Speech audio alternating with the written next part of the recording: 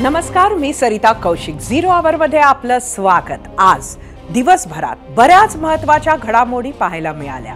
मुंबईत ठाकरे गटाच्या 22 जागांवरील उमेदवारांची एक यादी चर्चेत राहिली.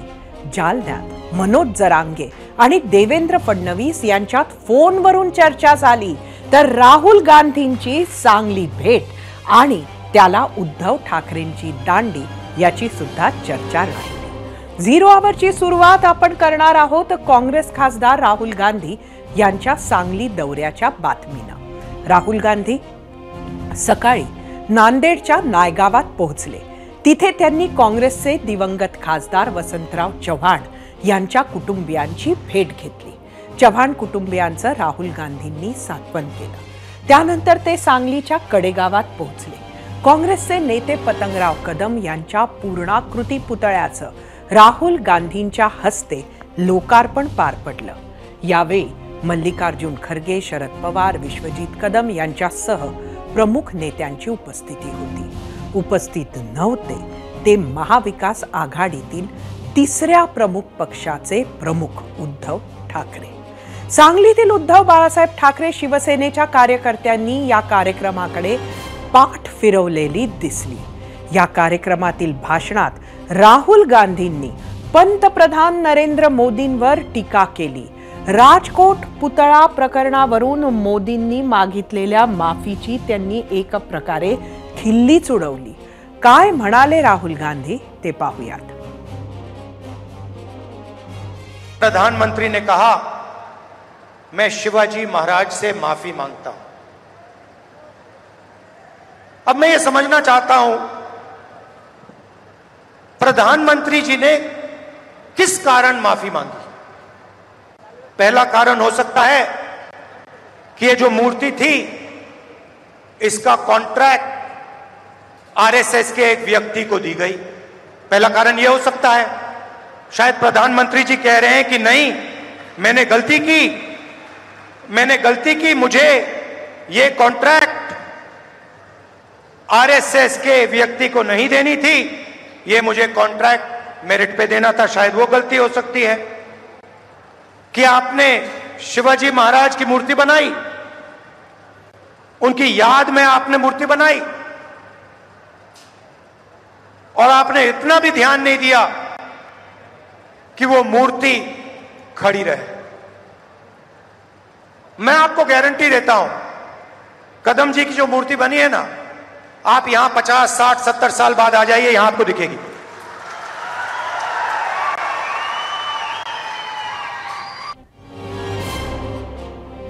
पूर्वनियोजित कार्यक्रमामुळे उद्धव ठाकरे सांगलीत येऊ शकले नाहीत असं सांगत विश्वजित कदमांनी बाजू सावरण्याचा प्रयत्न केला. मात्र उद्धव ठाकरे आज दिवसभर मातोश्रीच्या बाहेर पडलेच नाहीत. तिथेच काही कार्यकर्त्यांसोबत त्यांच्या भेटीगाठी झाल्या अशी माहिती आहे. असो, राहुल गांधी यांनी सांगलीची निवड का केली यावरूनही दिवसभर चर्चा रंगली. लोकसभेत याच जागेवरून शिवसेना, उद्धव बाळासाहेब ठाकरे आणि काँग्रेसमध्ये मोठा वाद झाला होता आणि उद्धव ठाकरेंनी दिलेल्या उमेदवारासमोर काँग्रेसनं बंडखोर विशाल पाटलांना उभा केलं होतं आणि निवडूनही आणलं होतं. या मुद्द्यावरून महायुतीतील शिवसेनेनं उद्धव बाळासाहेब ठाकरे शिवसेनेला खिजवण्याची संधी सुद्धा सोडली नाहीये. मुख्यमंत्री पदाचा चेहरा देण्यासाठी उद्धव ठाकरेंच्या मागणीला काँग्रेस आणि राष्ट्रवादीनं वाटाण्याच्या अक्षता लावल्या. ते अधोरेखित करण्यासाठीच राहुल गांधी सांगलीत आले होते अशी मांडणी शिवसेनेचे खासदार नरेश मस्के यांनी केली आहे. आज जे राहुल गांधी महाराष्ट्रात येत आहेत ते आपल्या प्रचाराकरता येत नाही आहेत, तर ते उद्धव ठाकरे यांना त्यांची जी योग्यता आहे हे दाखवण्याकरता येत आहेत. तुम्हाला माहिती आहे, महाविकास आघाडीमध्ये उद्धव ठाकरे यांचा कॅन्डिडेट, त्यांचा आदेश विश्वजित कदम यांनी पायदळीत उडवला. शिवसेनेच्या महाविकास आघाडीच्या विरोधात उमेदवार उभा केला लोकसभेला आणि तो निवडून आणला आणि त्यांचं स्वागत करण्याकरता आज राहुल गांधी सांगलीमध्ये जात आहेत. आदरणीय उद्धव साहेबांना मी 10 ते 12 दिवसापूर्वी समक्ष मातोश्री त्यांच्या निवासस्थानी भेटलो होतो. त्या बैठकीत आदरणीय उद्धव साहेब आणि संजय राऊत साहेबही होते आणि जवळ अर्धा तास त्यांनी खूप चांगला मला वेळ दिला आणि वेळ दिल्यानंतर निश्चितपणे त्यांनी मला सांगितलं, विश्वजित, मी येण्याचा प्रयत्न करतो. आणि तदनंतर त्यांनी मला एक गोष्ट सांगितली की मला काही व्यक्तिगत कारणामुळे विश्वजित खरं मी कुठेतरी चाललोय आणि त्याच्यामुळे कदाचित येणं मला शक्य होणार नाही. त्यांचे आमचे इतके चांगले संबंध झाले आहेत आणि महाविकास आघाडीमध्ये इतकं खेळीमेळीचं वातावरण झालेलं आहे. कारण मी स्वतः त्यांच्या मतदारसंघाचे स्थानिक खासदार आहे, मुंबई काँग्रेसचे अध्यक्ष आहे. मला माहिती आहे त्यांचा पूर्वनियोजित कार्यक्रम असल्यामुळे ते गेले नाहीत. असं बघाल तर मी पण नाही गेलेले, मी पण या यात्रेमध्ये चालू आहे, कारण शेवट आहे या यात्रेचा आमचा. त्यामुळे असं म्हणता येत नाही, प्रत्येकाचे पूर्वनियोजित कार्यक्रम असतात, पण याचा अर्थ असा त्यांचं काही नाराजी म्हणून गेलं नाही असं नाही आहे.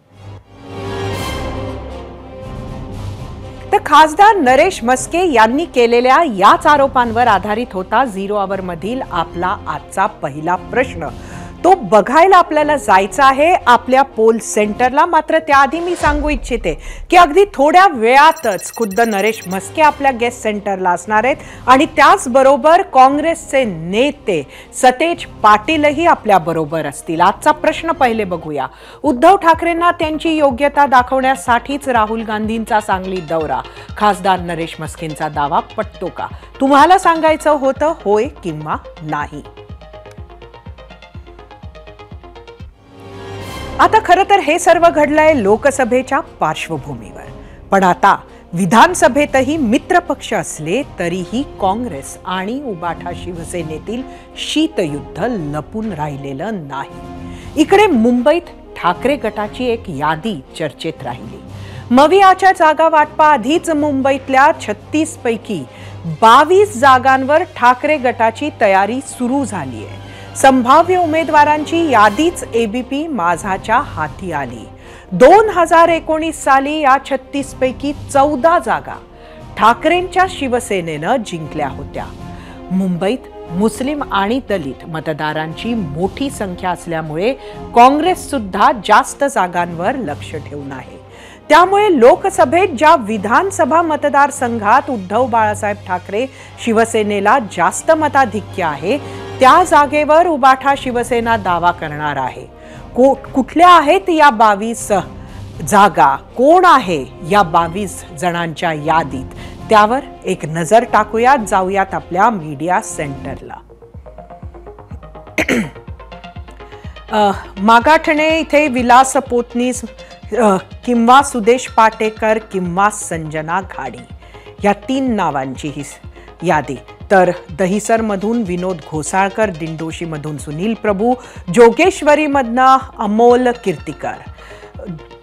जोगेश्वरीतच अजून 2 नावं सुद्धा चर्चेत आहेत, बाळा नर आणि शैलेश परब. तर अंधेरी पूर्व मध्ये ऋतुजा लटके.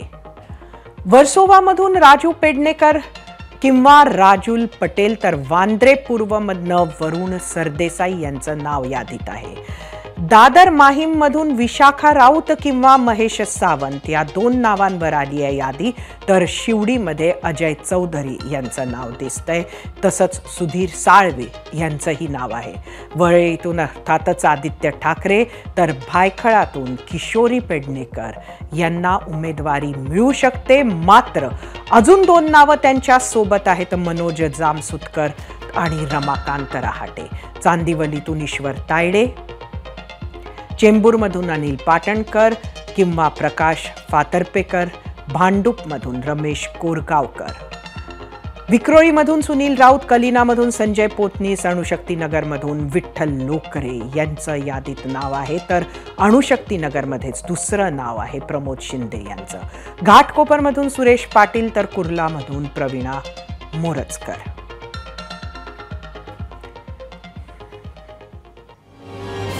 या सगळ्या राजकीय घडामोडी सुरू असताना जालन्यात मंत्री अब्दुल सत्तार यांनी मनोज जरांगे यांची रात्री उशिरा भेट घेतली. दोघांमध्ये पहाटे 2:30 वाजेपर्यंत म्हणजे तब्बल 3 तास मॅरेथॉन चर्चा झाली. मराठा आरक्षणाच्या मागणीसह शेतकऱ्यांचं अतिवृष्टीमुळे झालेलं नुकसान हा विषय चर्चेत होता. नुकसानग्रस्त शेतकऱ्यांना सरसकट आणि तात्काळ भरपाई द्यावी अशी मागणी जरांगेंनी केली. या भेटीचं सर्वात मोठं वैशिष्ट्य काय होतं माहिती आहे का? या चर्चेदरम्यान उपमुख्यमंत्री देवेंद्र फडणवीस यांनी सुद्धा फोनवरून मनोज जरांगे यांच्या सोबत चर्चा केली. शेतकऱ्यांसाठी आपण फडणवीस आणि मुख्यमंत्री शिंदे यांना सुद्धा बोलणार आहोत असं जरांगेंनी याआधीच सांगितलं होतं. जरांगे यांचं फडणवीस प्रेम सर्वश्रुत आहे, त्यामुळे फोनवर कशी आणि आणखी कोणत्या मुद्द्यावर चर्चा झाली याबाबत आपण फक्त अंदाजच बांधू शकतो. हे होत असताना अब्दुल सत्तारांना मात्र मनोज जरांगेंनी एक ऑफर दिली. ती काय आहे ती ऐकूयात. गोरगरीब शेतकरी पुरता खचलाय आता आणि त्याला आधार देण्याचं काम सरकार म्हणून तुम्हाला करावंच लागणार आहे. सरसकट सगळ्यांना नुकसान भरपाई मिळणं गरजेचं आहे, त्याबाबतही त्यांच्याशी चर्चा केली. तसंच बोलणं या मला अगोदर मी कुठलं तरी वडगाव होतं मला वाटतं, त्या गावामध्ये मी बोललो होतो की मी फडणवीस साहेबांना सुद्धा बोलणार आहे आणि शिंदे साहेबांना पण शेतकऱ्यांसाठी बोलणार आहे. तर फडणवीस साहेबांना सुद्धा मी सांगितलं, त्यांचाही फोन आला होता, त्यांनाही सांगितलं, कारण मी तुमच्यापासून कधी काही लपवत नाही. त्यांनाही सांगितलं की सरसकट शेतकऱ्यांना मात्र तुम्हाला नुकसान भरपाई द्यावी लागणार. मराठा आरक्षणच्या बाबतीत त्यांनी सांगितलं की अजून तुमच्याकडे 1 महिना बाकी आहे, या महिन्यामध्ये निर्णय घ्या. नसता ते म्हणले का मला निर्णय घ्यावा लागेल. त्यांनी काही मार्ग सांगताना पहिले एक मार्ग त्यांचा इतका आहे का मी एक सूद भरवी माझ्या समाजाला रिझर्वेशन ओबीसीतून मिळाल्याशिवाय मी पाठीही मागं किंवा कोणताही शब्द याच्यामध्ये कोणाला देणार नाही. पहिले माझ्या लेकरांना शब्द त्यांनी सांगितलं, माझ्या लेकरांना तुम्ही रिझर्वेशन द्या, मला राजकारणाच्या भानगडीत पडायचं नाही. त्यांनी माझ्यासोबत स्पष्ट व्यक्त केली का मराठा समाज आणि मुस्लिम समाज हा एकत्रित यावं पुढच्या राजकारणामध्ये, पुढच्या समाजकारणामध्ये. तर मी त्यांना बोललो, मी तर एकनाथ शिंदे साहेबांचा, माझे नेते एकनाथ शिंदे साहेब आहे, मी त्यांच्या मंत्रिमंडळामधला मंत्री आहे आणि मी पुढची निवडणूक ही धनुष्यबाण या निशाणीवर लढणार. आता परत वळूयात आपल्या मूळ विषयाकडे, जो होता राहुल गांधींचा सांगली दौरा आणि त्यावरून उमटलेल्या प्रतिक्रिया. याच विषयावर तुम्ही सोशल मीडियावर कसे व्यक्त झालात ते पाहूयात आणि त्यासाठी जाऊया आपल्या मीडिया सेंटरला. आजचा आपला प्रश्न: उद्धव ठाकरेंना त्यांची योग्यता दाखवण्यासाठीच राहुल गांधींचा सांगली दौरा. खासदार नरेश म्हस्केंचा दावा पटतो का? तुम्हाला सांगायचं होतं होय किंवा नाही? सोशल मीडियावर काय आल्या आहेत प्रतिक्रिया बघूयात. एक्सवरून पहिली प्रतिक्रिया शंतनू गौतम: योग्यता कोणाची किती आहे हे तमाम मतदार राजा नक्की ठरवणार आहेत. यूट्यूबवरून सतीश बोळस: सांगली पॅटर्न वगैरे काही नाही, बदल लोकांनी केलाय, लोकशाहीनं लोकांना दिलेला तो अधिकार आहे. फेसबुकवरून श्री कोके: होय, राहुल गांधींचा सांगली दौरा म्हणजे शिवसेना ठाकरे गटाच्या जखमेवर मीठ चोळल्यासारखे आहे. इंस्टाग्रामवरून अशोक सोनावणे: आपण चालत्या गाडीत बसले आणि दिल्ली लोकसभेत पोहोचले, लक्षात ठेवा.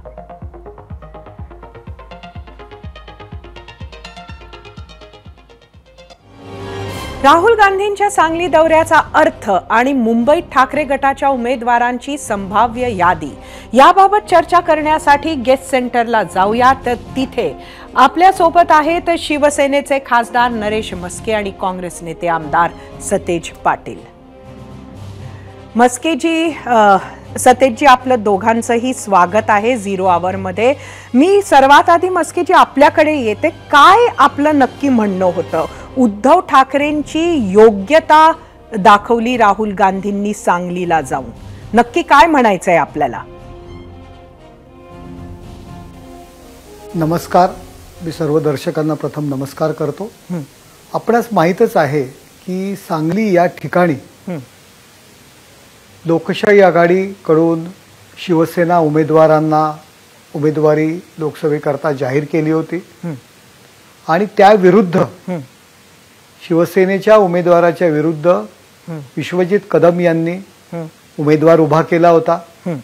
खूप विनवण्या केल्या गेल्या, राहुल गांधी यांच्यापर्यंत त्या तक्रारी केल्या गेल्या, तरी सुद्धा यांनी ऐकलं नाही आणि त्या ठिकाणी शिवसेनेच्या उमेदवाराच्या विरुद्ध बंडखोरी करून तो अपक्ष उमेदवार निवडून आणला गेला. काँग्रेसच्या कार्यालयांमधून अपक्ष बंडखोर उमेदवाराचा प्रचार केला गेला.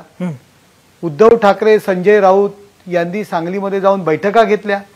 अनेक नेते बरोबर होते आणि गद्दारी मोडून काढा, बंडखोरी मोडून काढा अशा प्रकारची भाषणं केली गेली. राहुल गांधींकडे, सोनिया गांधींकडे तक्रारींचा पाऊस पाडला, तरी सुद्धा त्या उमेदवारांनी माघार घेतली नाही. आणि त्याच उमेदवाराच्या कडे त्यांनी ठेवलेल्या कार्यक्रमाला राहुल गांधी ज्यावेळी उपस्थित राहतात, याच्यावरनं आपण काय समजायचं?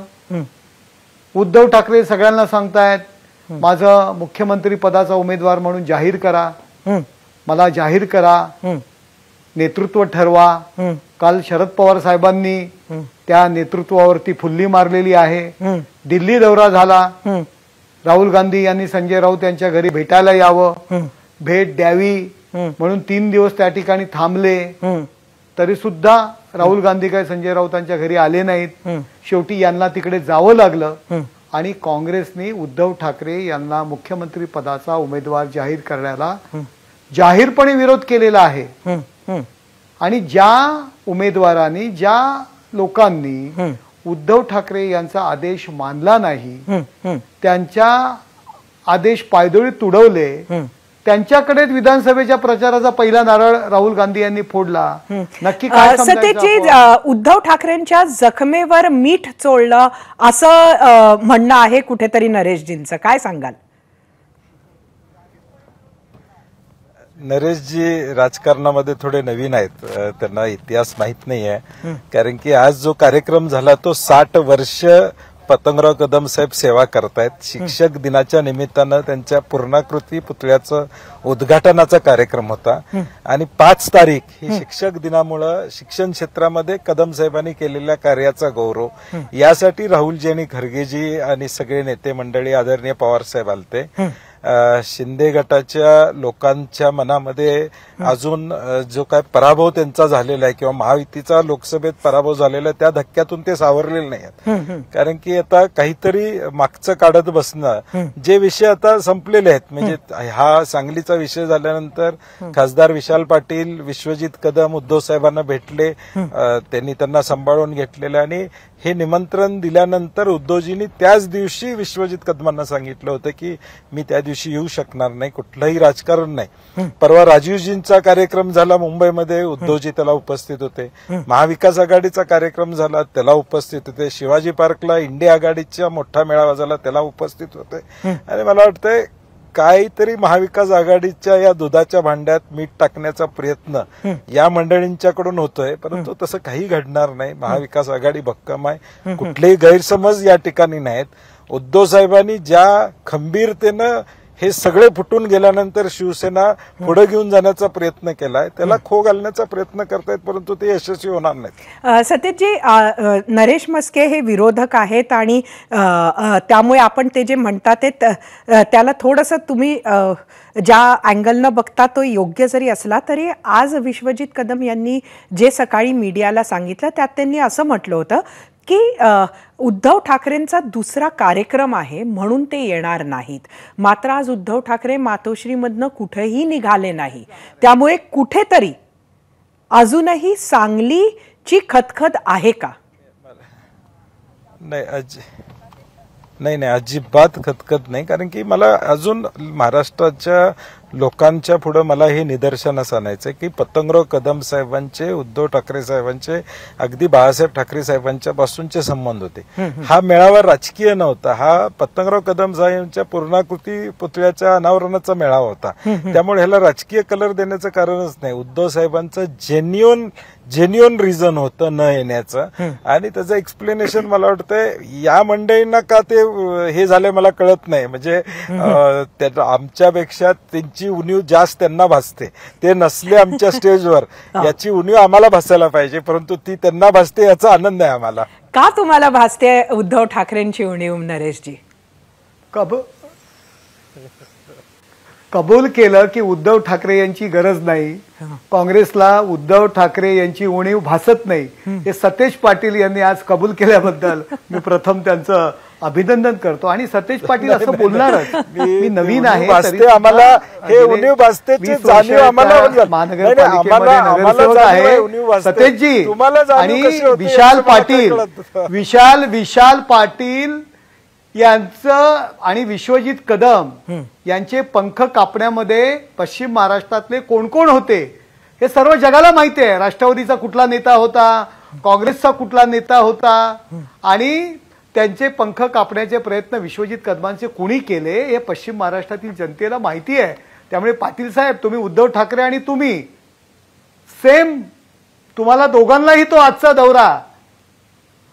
दौरा हा तुम्हाला सुद्धा चपराक होता.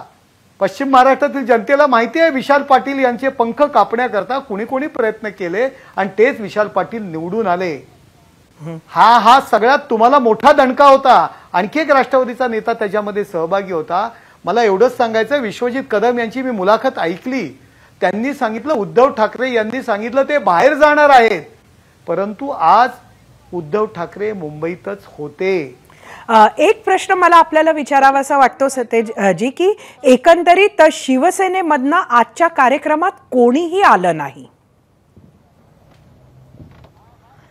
स्थानिक तिथले त्यांचे जिल्हा प्रमुख असतील ते सगळी मंडळी स्टेजवर होती, सगळेजण होते. मला अजून कळत नाही की हा पतंगराव कदम साहेबांच्या पुतळ्याचा कार्यक्रम होता, त्याला राजकीय रंग मुळात हे देत आहेत हे चुकीचं आहे. आणि उद्धव साहेबांनी अगदी क्लिअर कट सांगितलं होतं. म्हणजे नाना पटोलेंना परवा मोर्चात देखील आमचे प्रदेशाध्यक्ष, त्यांनाही त्यांनी कल्पना दिली की गैरसमज नसावा, मी त्या दिवशी येऊ शकणार नाही म्हणून. आता एवढी क्लॅरिटी, मला आनंद एका गोष्टीचा आहे की उद्धव साहेब आले नाही त्याची काळजी त्यांना आहे, याचा आनंद आहे आम्हाला. कारण की त्यांनी किती भीती घेतलेली आहे उद्धव साहेबांची आणि या महाविकास आघाडीची, यातून हे स्पष्ट त्या ठिकाणी चित्र दिसतंय. त्यामुळे मला पुन्हा एकदा आपल्याला नरेशजी सांगायचं की आपण काही बोलला, काही झालं, आघाडीच्या बैठका चालू आहेत, सगळ्या गोष्टी आमच्या एकत्रितपणे आम्ही लढतोय.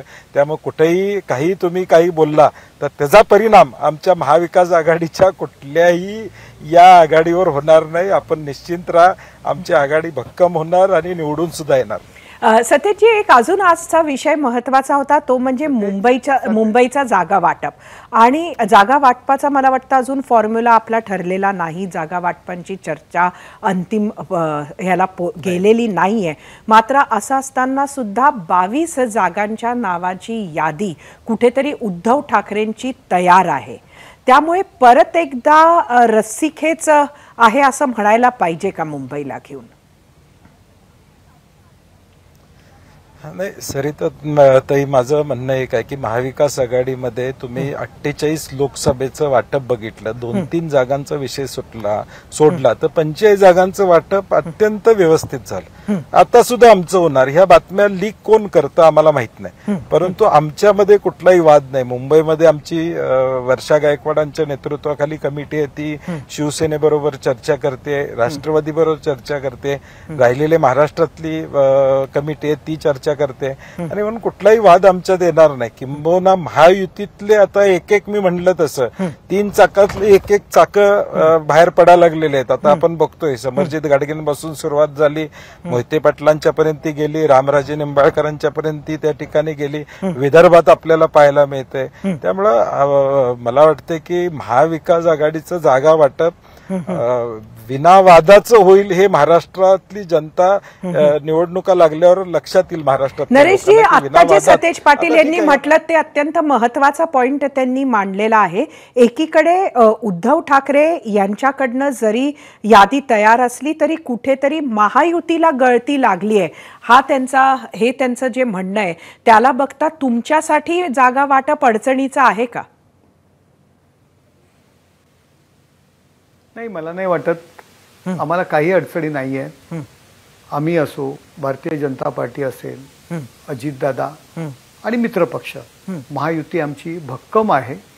काहीही फरक पडत नाहीये. सगळेजण एकत्र आहे, सगळेजण एकत्र काम करतायत. आणि काळजी वाटण्याचा जो काही त्यांनी आता सतेजजींनी मला विचारलं, खरंच मला काळजी आहे की ज्या नेत्याच्या हाताखाली आम्ही काम केलं होतं, ज्या नेत्यांनी त्या मुख्यमंत्री पदाच्या खुर्ची करता आमच्यासारखी जीवाभावाची माणसं तोडली, शिवसेनेसारखा पक्षाचं वाटोळं केलं, मुख्यमंत्री दोन त्याच्यात दोन गट पडले गेले, केवळ मुख्यमंत्री पदाची खुर्ची, आणि आज त्यांना रस्त्यावरती सोडलेलं आहे, सुरतला गेला, त्यांना एकाकी सोडलेलं आहे, गुवाहाटीला रस्त्यावरती सोडलंय, गुवाहाटीला आणि सुरतला गेले, एवढं म्हणून त्यांचं वाईट वाटतं. ही काळजी आहे मला, खंजीर खोपसायचं काम तुम्ही सगळ्यांनी काळजी आहे. मुख्यमंत्री पदासाठी गुवाहाटी सुरतला कोण गेलं हे आम्हाला माहिती असं सतेजजी म्हणतात नरेशजी.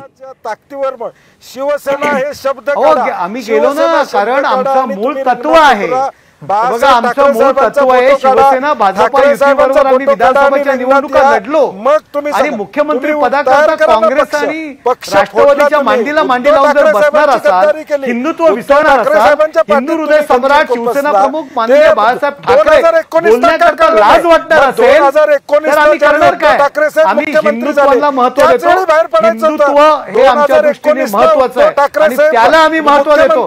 आमच्या कार्यकर्त्यांनी काँग्रेस आणि पंजाबचा प्रचार करायचा. मंत्रीपद का ज्या राहुल गांधींनी स्वातंत्र्यवीर सावरकरांच्या विरुद्ध शिव्यागाळी केल्या, अनेक विरोधात टीका केल्या, त्या राहुल गांधींच्या वळसणीला जाऊन बसायचं. काँग्रेस राष्ट्रवादी ज्या शरद पवारांनी हिंदू हृदय सम्राट शिवसेना प्रमुख माननीय बाळासाहेब दोघांनाही विनंती करते की आपली मतं आम्हाला ऐकून घ्यायची, अशा पद्धतीनं आपली मतं ऐकायला येत नाही. खरं तर आता आपल्याकडे वेळेची मर्यादा आहे, पण अगदी शेवटचं एक 15 सेकंदात मी आपल्याला प्रश्न विचारते की हे आरोप प्रत्यारोप चालतच राहतील, पण तुमच्याकडलं जागा वाटप नरेशजी कधीपर्यंत निश्चित होणार?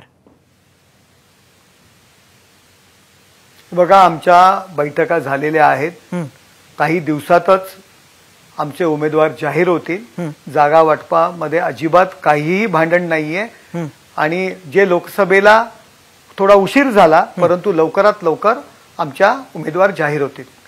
सतेजजी, हाच प्रश्न मी आपल्याला सुद्धा विचारते. आजच्या यादीच्या पार्श्वभूमीवर नक्की पुढे बैठक कधी आहे आणि कधीपर्यंत जाहीर होईल जागा वाटप? नाही, आमच्या कंटिन्युअस बैठका चालू आहेत, कारण की आचारसंहिता कधी लागणार, आज पॉलिटिकली इमॅच्युरिटी राहील, कधी जाहीर करणार, लवकर जाहीर करणार, योग्य वेळी जाहीर होणार, कारण की आचारसंहिता कधी लागणार अजून शाश्वत नाही. सरकारला धास्ती आहे, जसं महापालिकेच्या निवडणुका थांबवल्या तशा विधानसभेच्याही पुढे ढकलता येते, त्यामुळे त्यांना भीती वाटते की निवडणुका घ्यायची. ते निवडणुका घेऊ देत, आमची तयारी आहे. ज्या दिवशी आचारसंहिता लागणार, 10 ऑक्टोबरला लागणार असेल, त्याच्या आधी आमची यादी तयार असेल आणि महाविकास आघाडी झालेली दिसेल. मगाचा मुद्दा, उद्धव ठाकरे साहेबांच्या बरोबर मंत्रिमंडळात 2 वर्ष तुम्ही काम केलं, त्यावेळी तुम्हाला हिंदुत्व, त्यावेळी काँग्रेस राष्ट्रवादी का आठवली नाही? हा माझा सरळ प्रश्न आहे. तुम्हाला 2 वर्षानं जाग आली का की आपण काँग्रेस बरोबर युती केलेली आहे आणि उद्धव ठाकरे साहेबांना फसवून तुम्ही सगळे गेलात? त्याचं उत्तर महाराष्ट्राची जनता मागते. लोकसभेला त्याचं उत्तर मागितलं, त्याचा जे काय प्रश्न होता त्याचं उत्तर लोकसभेला तुम्हाला मिळालेलं आहे, विधानसभेलाही जनता निश्चितपणे देईल याची आम्हाला खात्री आहे. नरेशजी, शेवटचं आपलं उत्तर घेते यावर. लोकसभेला खोटं नॅरेटिव्ह पसरून संविधान बदलणार हे लोकांमध्ये पसरवून आणि एका विशिष्ट समाजाच्या मुल्ला मौलवींना प्रार्थना स्थळामधून लाखो रुपये वाटून विशिष्ट समुदायाची एक गठ्ठा मतं, तुम्हाला काँग्रेसला सवय होती, परंतु शिवसेनेसारख्या ज्या पक्षाचं नेतृत्व हिंदू हृदय सम्राट शिवसेना प्रमुख माननीय बाळासाहेब ठाकरे यांनी केलेलं आहे, त्यांच्या पक्षाने मशिदींमध्ये जाऊन लाखो रुपये वाटून विशिष्ट समुदायाच्या मतदान घ्यायचं आणि त्यातून तुम्हाला काही जागा मिळालेल्या आहेत. या विधानसभेला तुम्हाला ते लोक तर जागा दाखवतीलच, परंतु इतर समाज सुद्धा तुम्हाला जागा दाखवणार. खरं तर मला वाटतं ही चर्चा अशीच पुढे बरीच सुरू राहू शकते. झिरो आवर आपला रोजचा शो आहे आणि पुढे सुद्धा आपण तुमच्याशी बोलणार आहोत. मात्र आता आपल्याला इथेच थांबावं लागेल. सतेजजी, मी आपले आणि नरेश मस्के आपले दोघांचेही धन्यवाद करते की आपण झिरो आवर मध्ये सामील झालात. राहुल गांधींच्या सांगली दौऱ्यावर शिवसेनेनं केलेल्या टीकेकडे महाराष्ट्र कसा बघतोय त्याची झलक पाहूयात पोल सेंटरवर महाराष्ट्राचा कौल. आजचा आपला प्रश्न, उद्धव ठाकरेंना त्यांची योग्यता दाखवण्यासाठीच राहुल गांधींचा सांगली दौरा, खासदार नरेश मस्केंचा दावा पटतो का? 26,000 मतं युट्यूबवर. 59% होय म्हणतात, 41% नाही. एकूण 1,500 मतं इंस्टाग्रामवर. 59% होय, 41% नाही.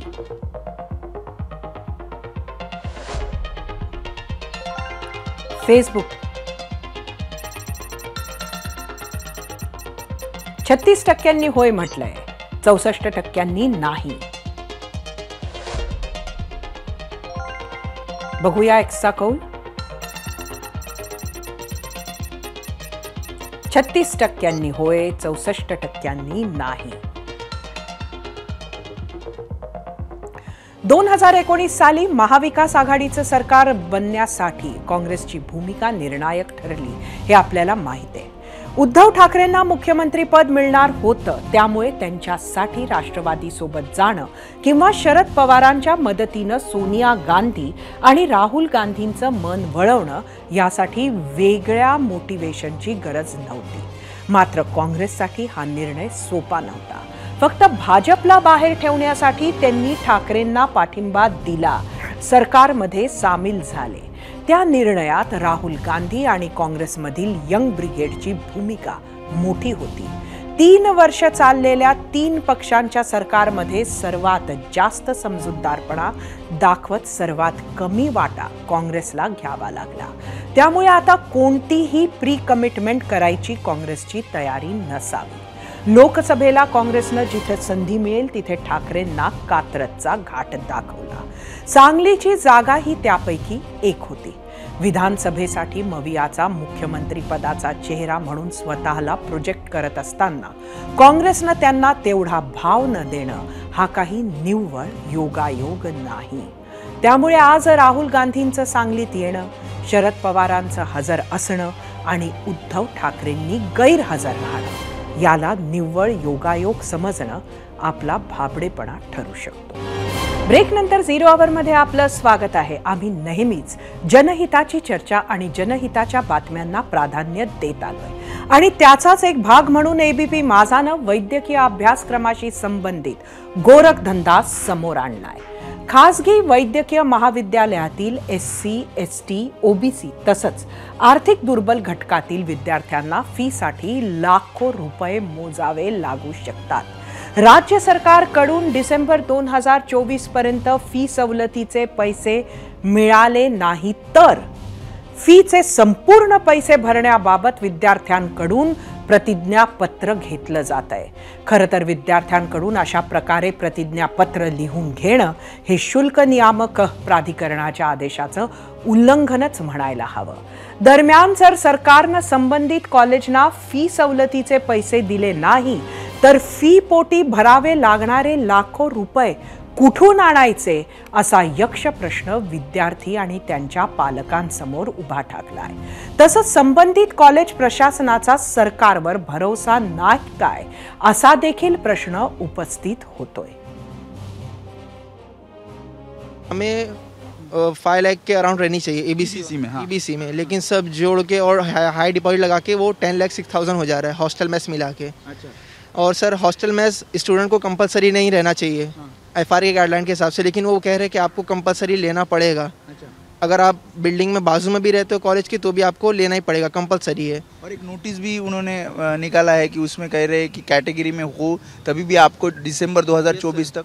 वो कह रहे हैं कि अगर गवर्नमेंट हमें दिसंबर 2024 तक आपकी 50% हमें भरना है, 50% अगर गवर्नमेंट उन्हें नहीं देती है तो हम पूरी 100% फीस आपसे लेंगे. वो 100 सर जैसे 4.49 हमारी फ़ीस बन रही है. हाँ. तो उसका 9,98,000 ये टोटल फीस है सर. तो उसका 50% हमें 4,49,000 अभी भरना है. संस्था चालकांनी विद्यार्थ्यांकडून पैसे घेऊ नये अन्यथा कारवाई करावी लागेल असा इशारा वैद्यकीय शिक्षण मंत्री हसन मुश्रीफ यांनी दिलाय. तर सरकारनं तुम्हाला परवानगी दिली म्हणून तुम्ही कॉलेज चालवत आहात अशा शब्दात मंत्री सुधीर मुनगंटीवार यांनी संस्था चालकांना सुनावलंय. नाही, आता अजिबात तसं करता कामा नये. शासनाचे पैसे थोडे मागे पुढे होतात, परंतु 100% खात्री शासनाच्या पैशाची असली पाहिजे. संस्था चालकांना मी विनंती आणि सूचना करेन की आपण असं करू नका. आपले शासनाचे पैसे निश्चित येतील. विद्यार्थ्यांच्याकडून ॲफिडेविट घेणं आणि हे करणं हे योग्य नाही, कायदेशीर नाही. आणि जर असे असले तर मग त्याची आम्ही दखल योग्य ती घेऊ. अशी शासनाची त्यांना बदनामी करता येणार नाही, तर आपण सक्त ताकीद त्याला देऊ. या संदर्भात काही आपल्याकडून सर्क्युलर काढण्यात येणार आहे का? स्पष्टपणे त्यांना आदेश तसे देण्यात येणार आहेत का? कारण अनेक मोठी महाविद्यालय आहेत. तात्काळ आम्ही त्याला आदेश देऊ, सत्वर आम्ही परिपत्रक काढू आजच्या आज.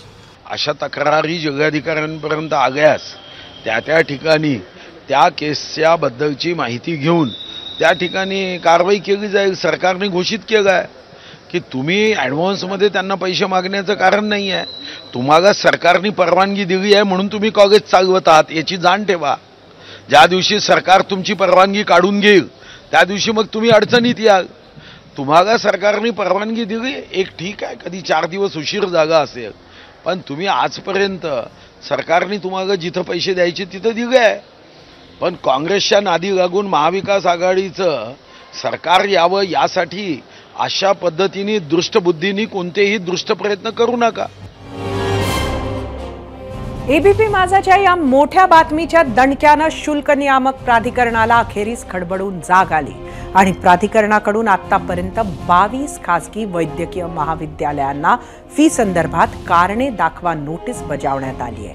आणि ही कॉलेजेस राजकीय नेते पदमसिंह पाटील, रोहिदास पाटील, काँग्रेसचे माजी खासदार आणि सध्या भाजपात असलेले डॉक्टर उल्हास पाटील, सत्यजित तांबे यांच्यासह विविध पक्षातील अनेक नेत्यांशी संबंधित असल्याचं कळत आहे. फी बाबत विद्यार्थ्यांकडून लिहून घेतलं प्रतिज्ञापत्राची बातमी माझानं दाखवली होती.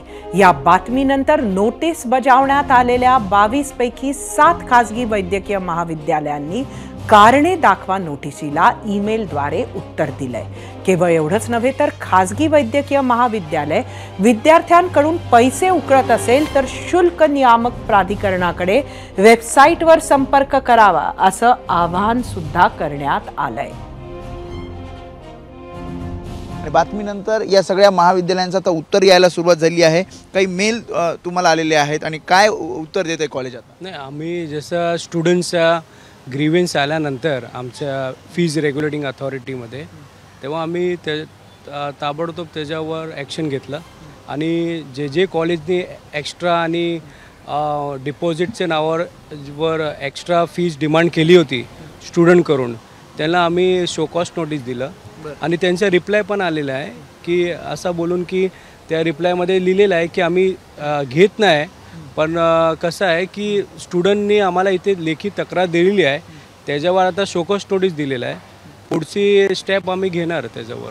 ॲडव्होकेट धरम मिश्राजी, तुम्ही मला सांगा की जेव्हा शो कॉज नोटीस पाठवण्यात आली त्याच्यानंतर आता उत्तर येतं आहे, काही विद्यार्थ्यांनी तर ते प्रतिज्ञापत्र आणि नोटिसेससुद्धा तुम्हाला दाखवल्या होत्या, तर एक सदस्य म्हणून FRAचे आता पुढची ॲक्शन काय? कारण उत्तर आल्यानंतर नाही, कसं आहे की जेव्हा आमच्याकडे एक तक्रार आली आणि तक्रार अशी पण आली आहे की काही रिझर्व कॅटेगरीचे स्टुडंट होते, त्यांच्याकडून ॲडव्हान्समध्ये फीज डिमांड केली होती, तर त्याच्यावर आम्ही कॉलेजांना शो कॉस्ट नोटीस दिलेली आहे आणि त्याच्यावर पुढची कारवाई करणार.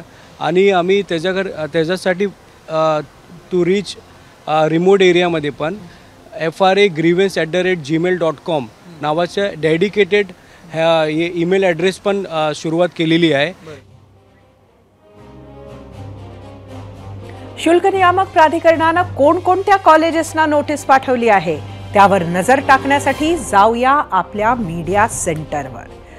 ही ती कॉलेजेस आहेत ज्यांनी प्रतिज्ञापत्र लिहून घेतलंय विद्यार्थ्यांकडनं. ACPM medical college Dhule, Terna medical institute Nerul, NKP Salve medical college Nagpur, Panjabrao Deshmukh medical college Amravati, MVP Vasantrao Pawar hospital Nashik, Godavari foundation Jalgaon, doctor Rajendra Gode medical college Buldhana, SMBT medical college Nashik,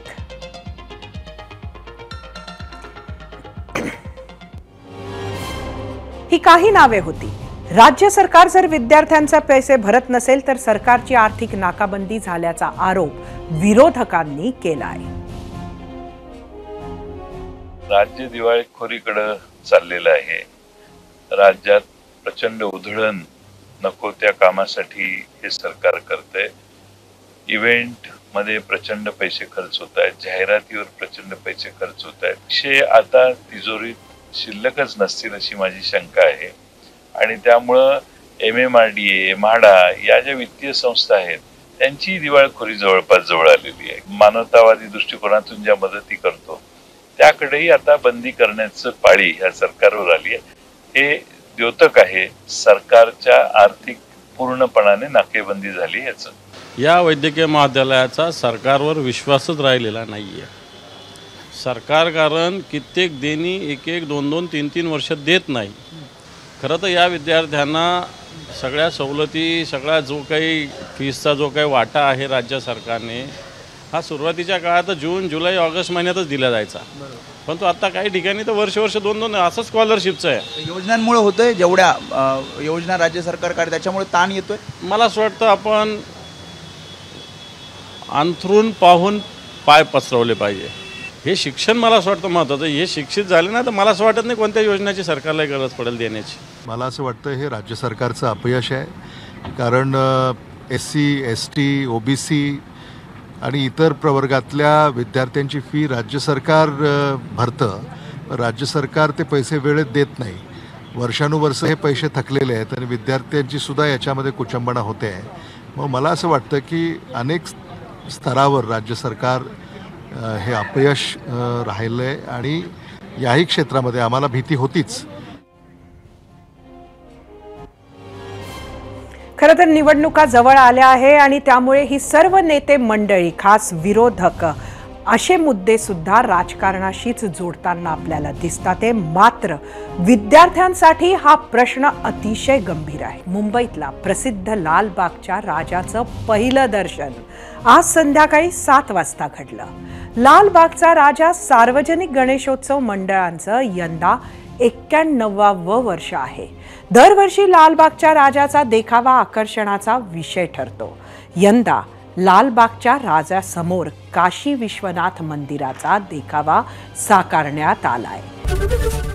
ABP माझा, उघडा डोळे बघा नीट.